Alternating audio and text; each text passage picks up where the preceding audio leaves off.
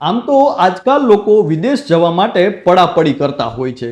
તેમાં પણ અમેરિકા જેવા દેશોની તો નાગરિકતા મેળવવા માટે પણ લાખો લોકો વર્ષો સુધી રાહ જોતા રહે છે. આવા સમયે કોઈ માણસ પોતાની મરજીથી ત્યાંની નાગરિકતા છોડી દેતો? 20 વર્ષ સુધી અમેરિકામાં રહ્યા બાદ કોઈ મહિલા એમ કહે કે હું મારા જીવનનો અંતિમ શ્વાસ ભારતીય તરીકે જ લેવા માંગુ છું, તો તમે કહેશો શું વાત કરો છો?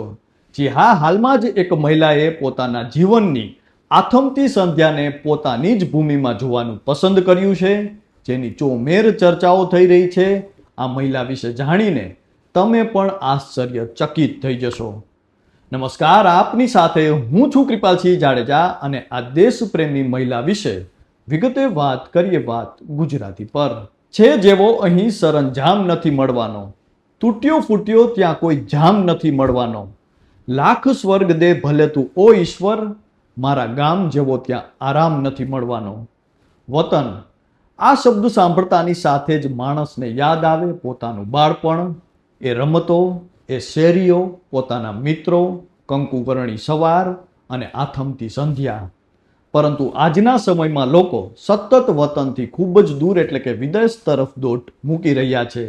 દેખાદેખી અને વિદેશની જાહો જલાલીથી આકર્ષાઈને લોકો વિદેશ જવાનું સપનું જોતા હોય છે.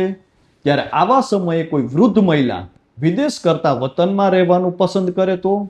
જી હા, આંધ્રપ્રદેશના કોન્ડ્રાગુટા મહાલક્ષ્મા નામના 94 વર્ષીય વૃદ્ધા કે જેઓ છેલ્લા 20 વર્ષથી યુએસમાં રહે છે, તેઓ ત્યાંના નાગરિક પણ બની ચૂક્યા છે.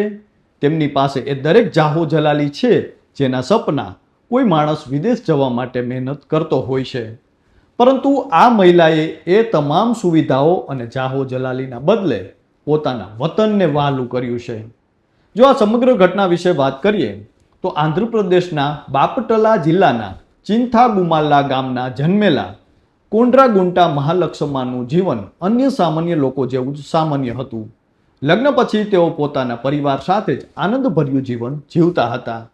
પરંતુ તેમના પતિ નાગભૂષણમના અવસાન બાદ તેઓ પોતાના પુત્ર સાથે રહેવા માટે અમેરિકાના વર્જિનિયા રાજ્યમાં જાય છે.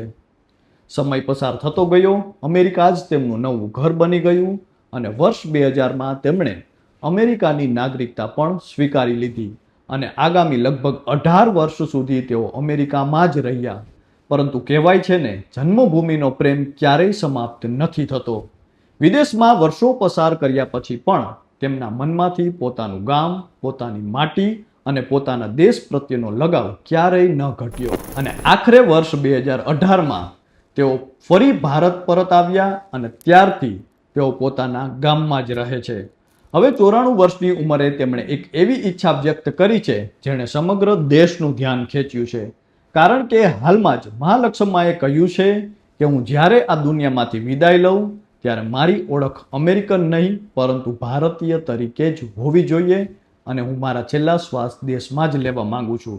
એટલા માટે તેમણે પોતાના જિલ્લાના કલેક્ટરને મળીને ફરી ભારતીય નાગરિકતા આપવા માટે અરજી કરી, સાથે જ ભારતીય બંધારણ પ્રત્યે નિષ્ઠાની શપથ પણ લીધી. ત્યારે મીડિયા અને સોશિયલ મીડિયા પર પ્રકાશિત આ ઘટના વિશે જાણીને લોકો પોતાની પ્રતિક્રિયા આપી રહ્યા છે અને કહી રહ્યા છે કે દુનિયાની તમામ સુવિધાઓ મળ્યા પછી પણ જો કોઈ વ્યક્તિ પોતાના દેશને જ અંતિમ ઓળખ બનાવવા માંગે તો એ જન્મભૂમિ પ્રત્યેના પ્રેમનું શ્રેષ્ઠ ઉદાહરણ છે.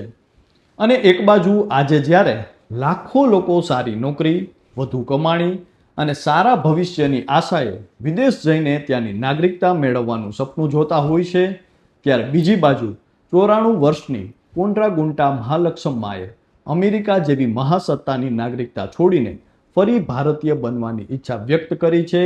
ત્યારે તેમની આ ઈચ્છા દર્શાવે છે કે જન્મભૂમિનો સાથેનો લગાવ માણસનો હજારો કિલોમીટર દૂર હોવા છતાં પણ ઓછો નથી થતો.